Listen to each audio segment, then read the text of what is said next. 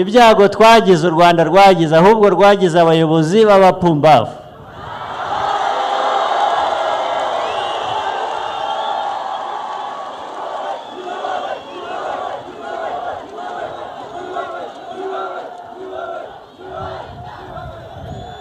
U Rwanda rwose rwagize ibyago, tugira abayobozi, tugira politiki, byose by'ibipfumbavu.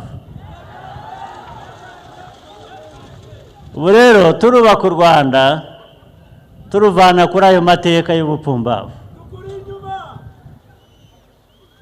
Turi kumwe.